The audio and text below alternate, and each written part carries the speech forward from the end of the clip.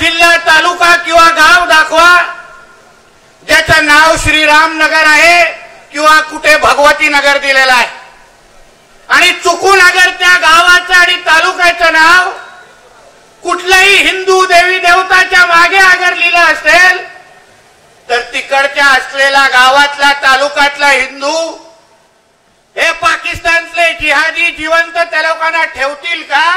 हा फक्त प्रश्न तू माझ्या इकडच्या सर्व ईश्वरपूरच्या हिंदू बंधू भगिनींना मला विचारायचा आहे.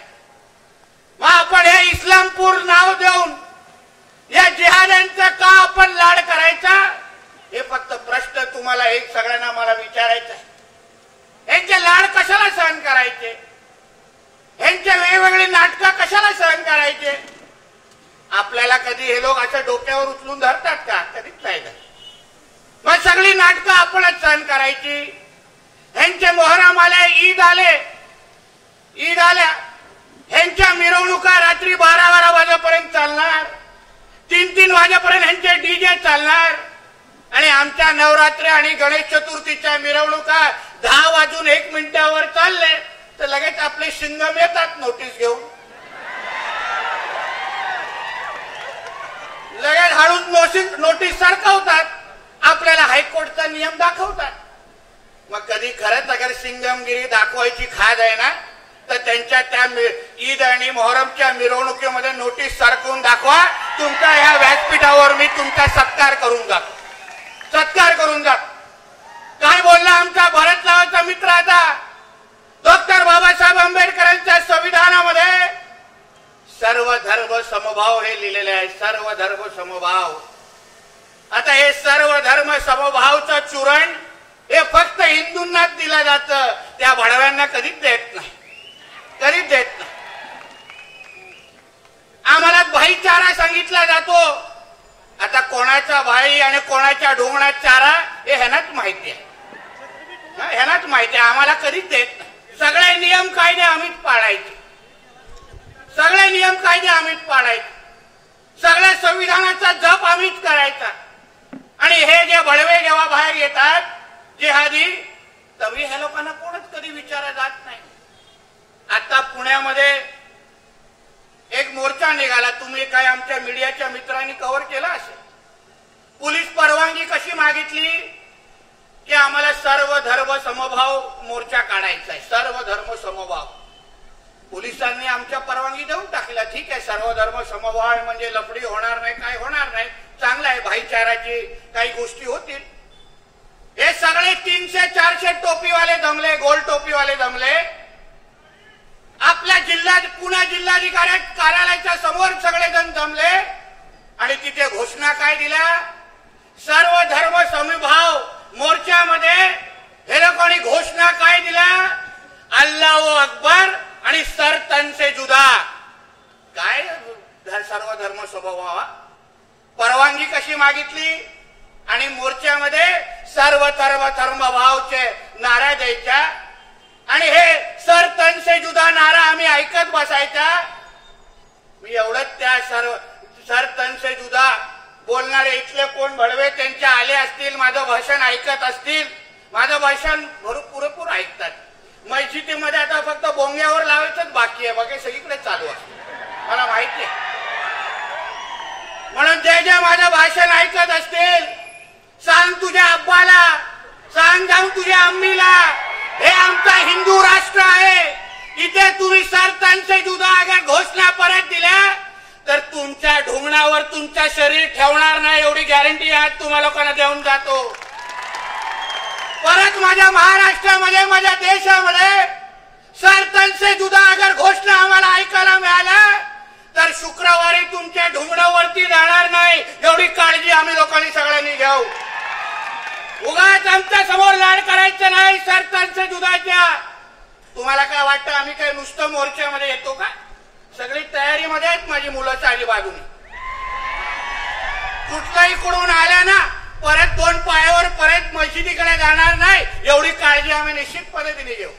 मी काय नुसता कुठला व्हाईट कॉलर आमदार नाही निवेदन देण्यापुरता, त्याच्यातल्या पैकी नाही. मी जरा इतिहास तपासा, सगळं कळेल काय काय निघतं बाहेर. आले होते आता ज्या रेस्ट हाऊसच्या बाजूला बसलेलो आले होते 4-5 आपले काळे झेंडे घेऊन आले. नाही, मी त्यांच्यावर नाही टीका करणार. माझे हिंदू बांधव आहेत, त्यांच्यावर मी टीका बिलकुल करणार नाही. पण त्यांनाही एक सांगून जातो, कशाला आलाय नितेश राणे हे समजून घ्या. कशाला आली आमची हर्षा ठाकूरताई हे समजून घ्या. कशाला हा आमचा भरत आमचा हिंदुत्वादी आलाय ते पहिलं समजून घ्या आणि मग काळे झेंडे करत दाखवा. मला काय तुमच्या बरोबर राजकीय हिशोब चुकता करण्यासाठी आलेलो नाहीये. पण माझ्या ह्या ईश्वरपूरचं नाव मला यापुढे ईश्वरपूरच ठेवायचं आहे हे सांगण्यासाठी आणि हे ठासून सांगण्यासाठी इथे आलेलो आहे. आणि ही काही नितेश राणेची मागणी नाहीये.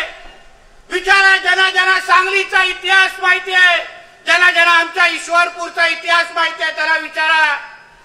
इस्लामपूरचा ईश्वरपूर व्हायला पाहिजे ही मागणी आमची नाहीये. ही मागणी आमच्या डॉक्टर हेगडेवारांची आहे. ती परत एकदा सांगण्यासाठी आम्ही इथे आलेलो आहे.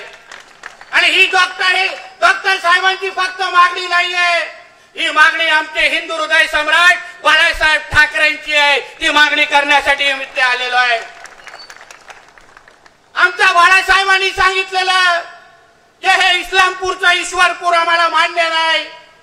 जसा छत्रपती संभाजीनगरचं नाव बदलून आम्ही दाखवलं, तसं आता फक्त काही महिने थांबा. हे सगळे हे जे दुकानावर फलकवर इस्लामपूर लिहिलंय ना, त्याच्यावर पट्ट्या लावायला लागतील आणि ईश्वरपूर परत लिहायला लागेल.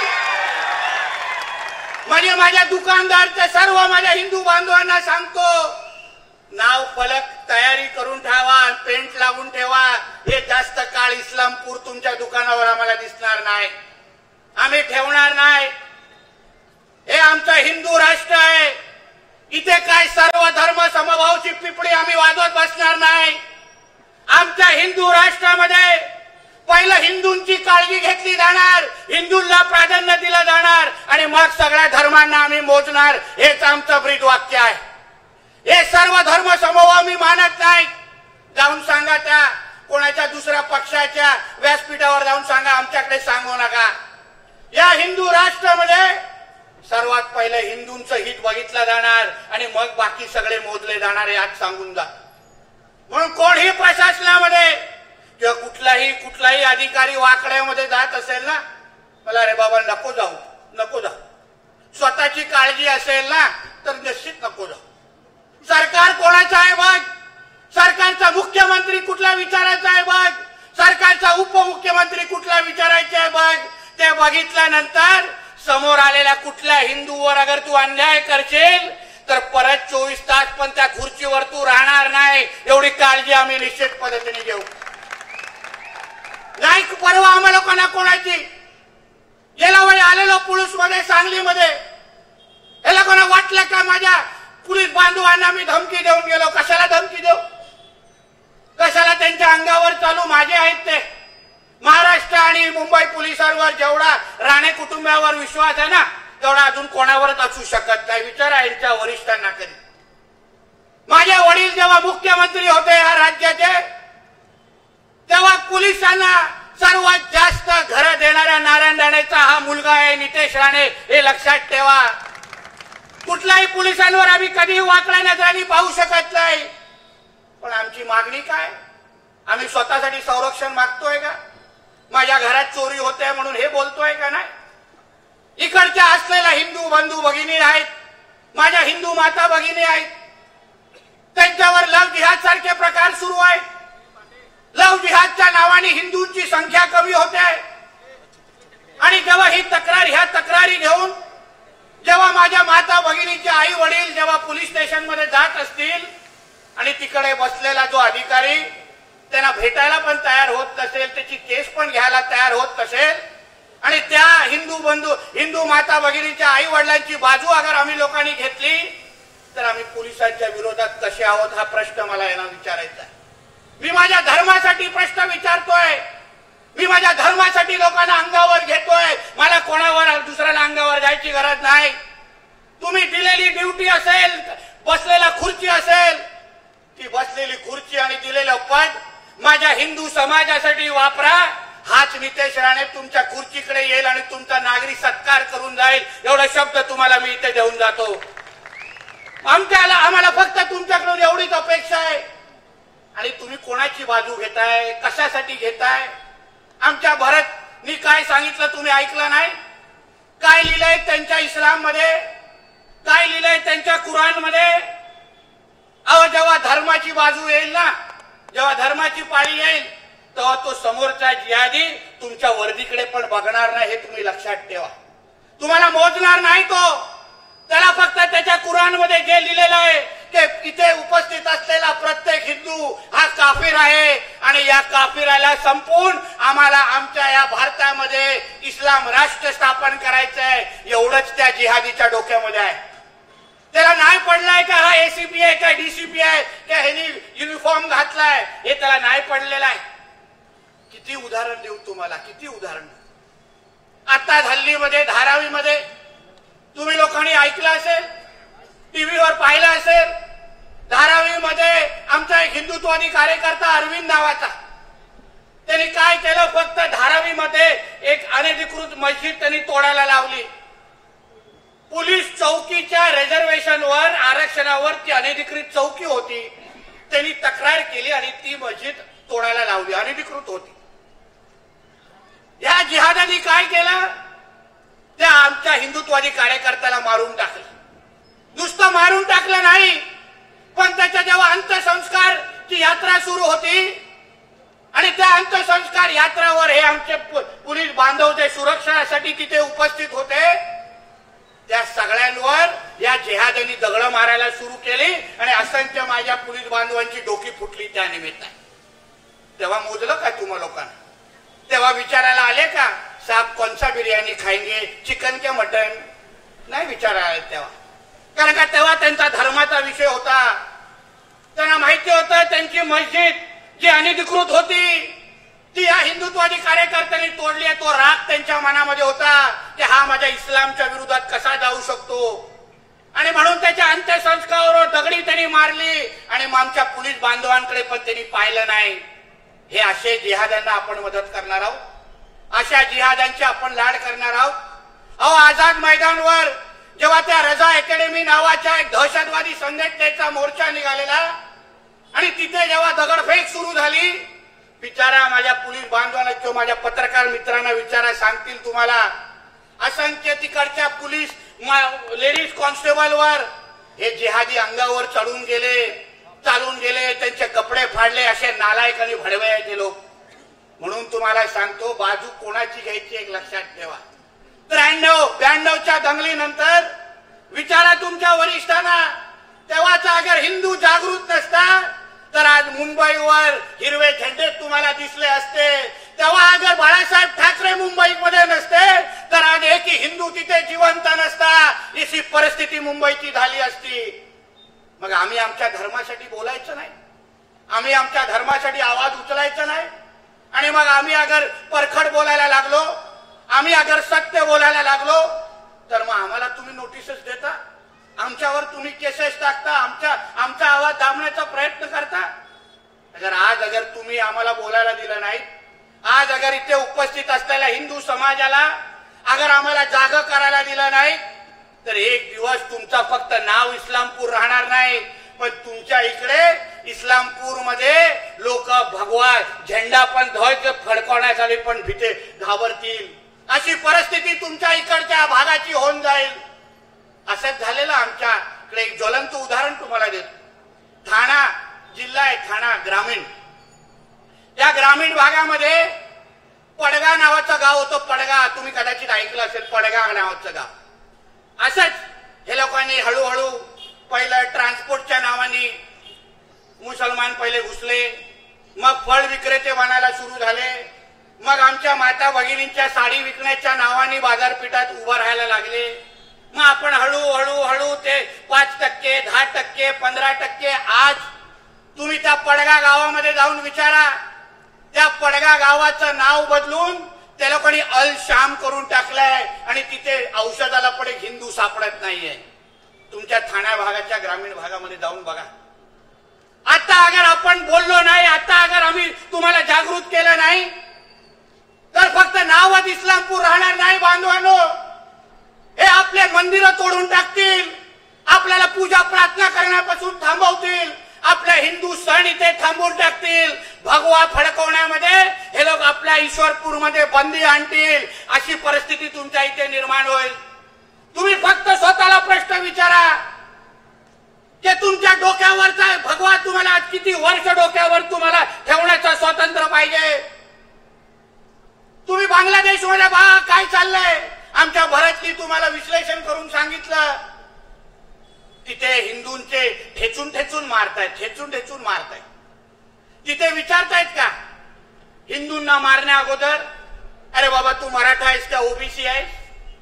मराठा असशील तर थोडा 2 तासानंतर मारतो, ओबीसी असेल तर मग तुला उद्या मारतो, धनगर समाजाचा असेल ना तर ठीक आहे परवा येतो तुझ्याकडे. विचारतायत का? नाही.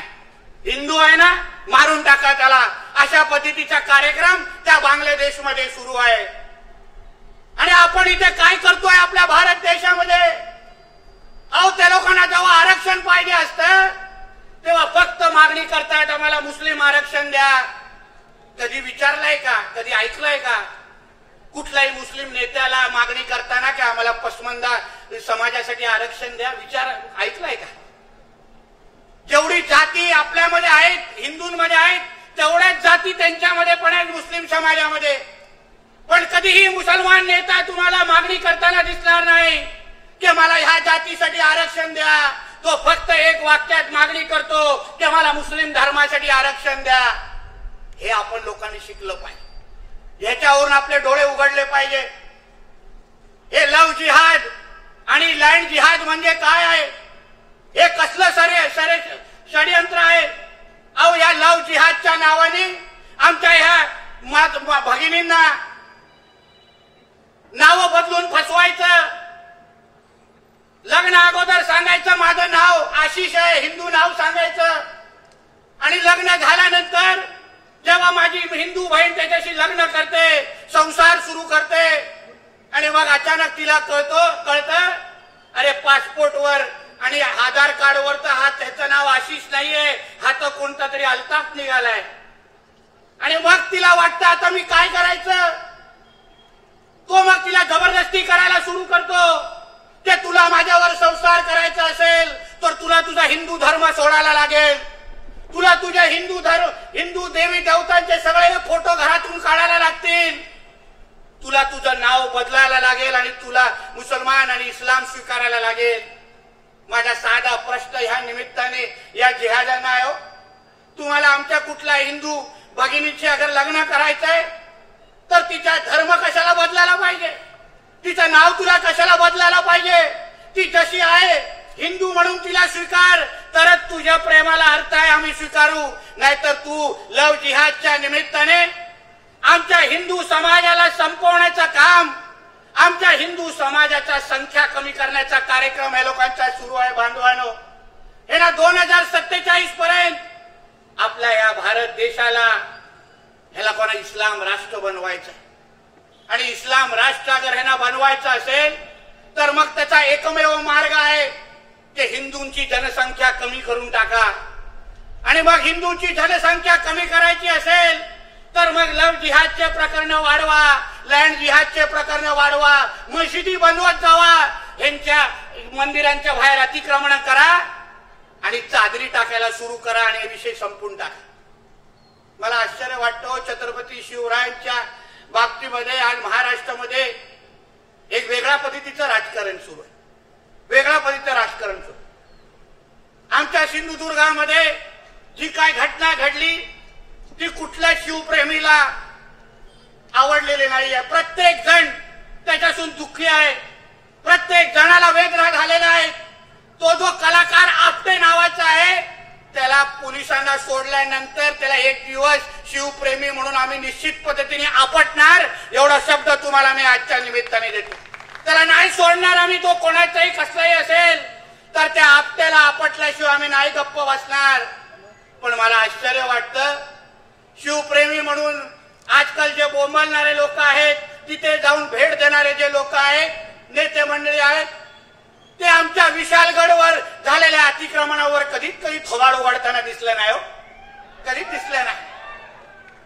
तिथे जे काय आमच्या महाराजांच्या गड किल्ल्यावर हिरवी चादरी टाकण्याचा जो काय कार्यक्रम सुरू आहे, आमच्या महाराजांचा इतिहास आम्हाला त्या गड किल्ल्याकडे बघितल्यानंतर आम्हाला आठवतो आणि नजरेसमोर येतो. महाराजांचे गड किल्ले आमच्या महाराष्ट्राची शान आहे आणि त्या गड किल्ल्यावर काय परिस्थिती होत चालली आहे. हे जिहादी बळवे तिथले एक पहिल्या मदारवर पहिले हिरवी चादर टाकणार, मग एक चादर टाकली तर फुलं टाकण्यासाठी हे 50-100 जमा होणार आणि हे 50-100 जमा झाले तर हळूहळू फुलाव नावना नावाची ती दुकानं थाटणार आणि 1चे 10 दुकानं, 10चे 15 आणि मग ह्यांची घरं वाढत जाणार आणि हे आम्ही गोष्टी सहन करायच्या. या गोष्टी काय शिवप्रेमीच्या चौकटीत बसत नाही. जसं सिंधुदुर्गाकडे जाणारे जो काही नेते मंडळींचा ओघ आहे, मी विचारतो त्यांना, तुम्हाला काय विशालगडवर बसलेले ते काय जिहादी अतिक्रमण तुम्हाला चालतं का? तिकडले ते काय हिरवी चादर पसरून जे काय त्या मोगलांना जमलं नाही, जे त्या औरंग्याला जमलं नाही, जे काय त्या टिप्याला जमलं नाही, ते आत्ताचे हे जिहादी जे काय आमच्या किल्ल्यांवर करू पाहतायत, हिरवी चादर पसरू पाहतायत, ते काय मग इकडच्या जे सिंधुदुर्गावर नाव राजकारण करणाऱ्या त्या नेत्या मंडळींना ते मान्य आहे का?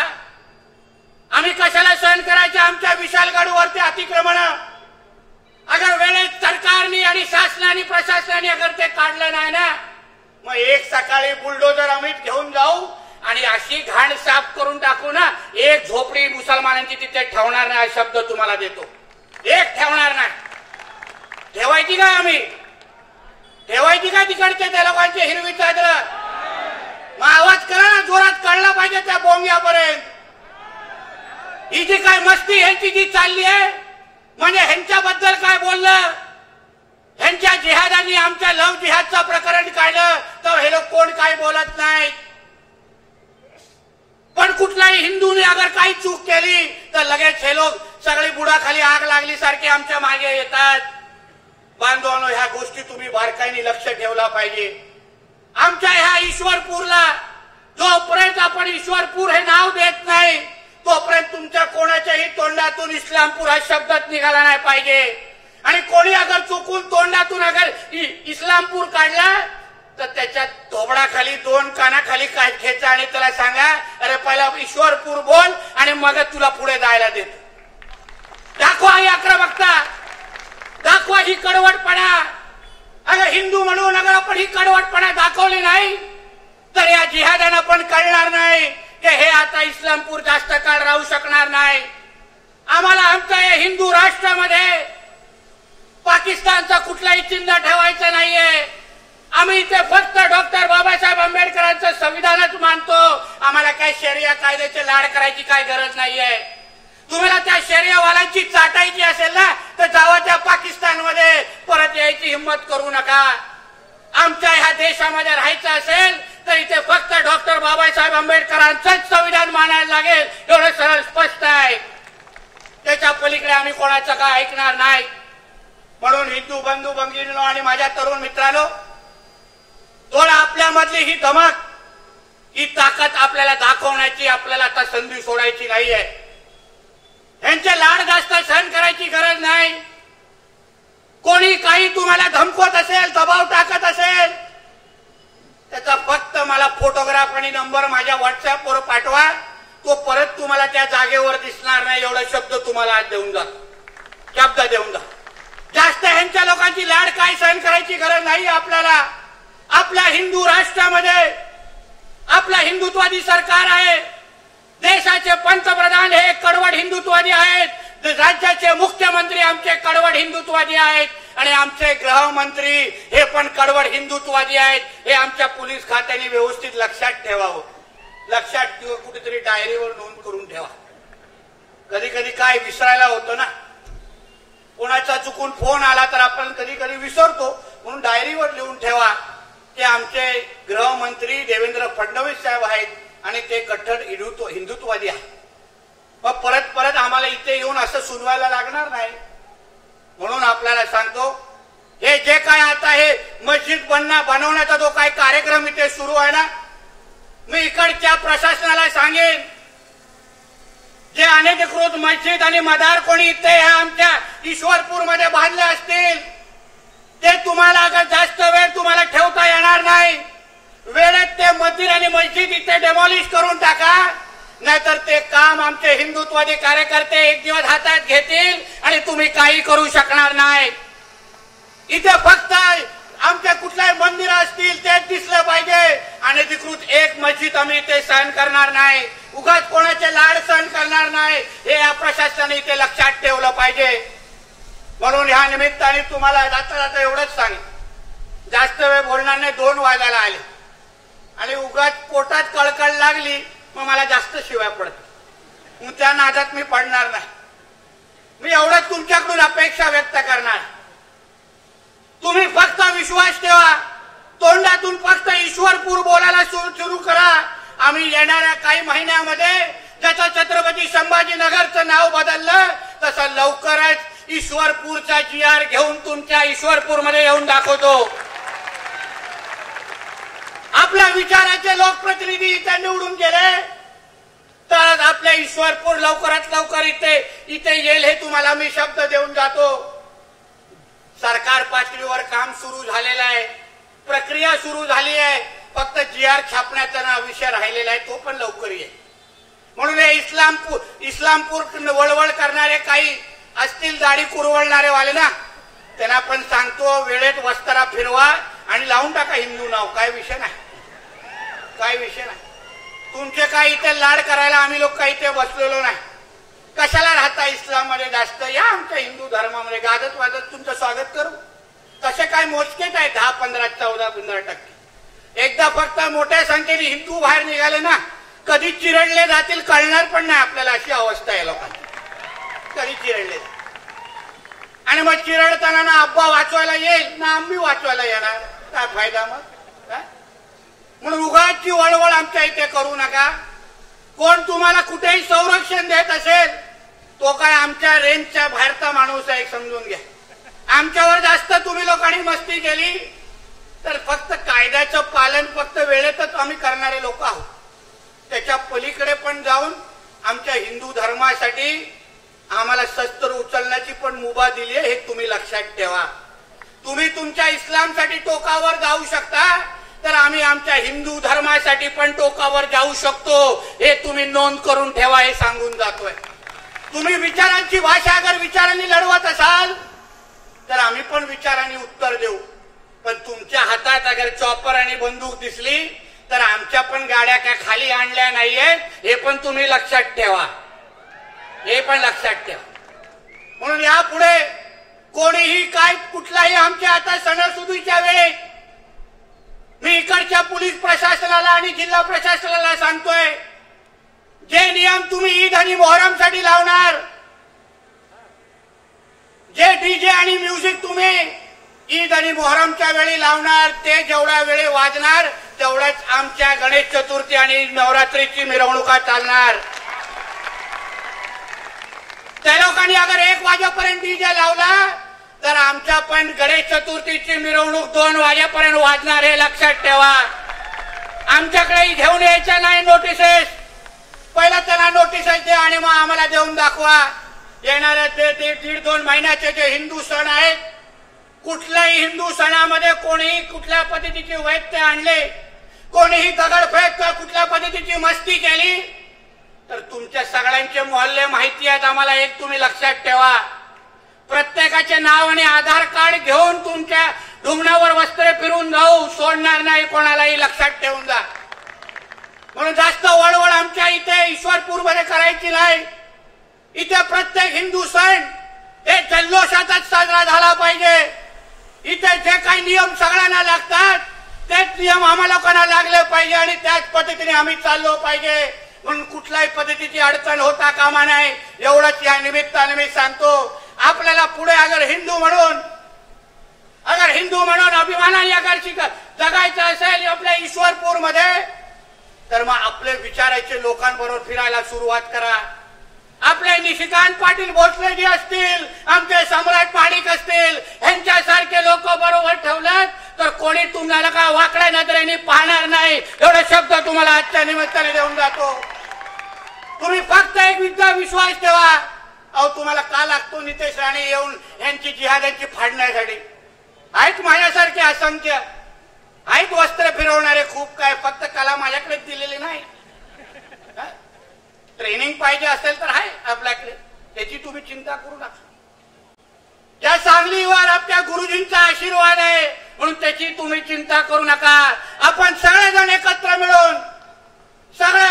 मिळून आपल्या ईश्वरपूरला हिंदू राष्ट्र आणि हिंदू राष्ट्रामध्ये 99% हिंदू राहणारा ईश्वरपूर आपल्याला एक दिवस बनवायचा आहे. एवढा शपथ घेऊन आपण इकडे सगळ्यांनी निघूया. एवढाच विश्वास तुम्हाला आजच्या निमित्ताने देतो आणि इथेच थांबतो. सगळ्या जणांनी हात वरती करा आणि एकदा होऊन द्या जोरदार. त्यांच्या आली आमच्या बजरंगबली, त्यांच्या आली. अरे जोरात बोला, बोंग्यापर्यंत गेला पाहिजे, तो मौलवी हल्ला पाहिजे. त्यांच्या आली, त्यांच्या आली.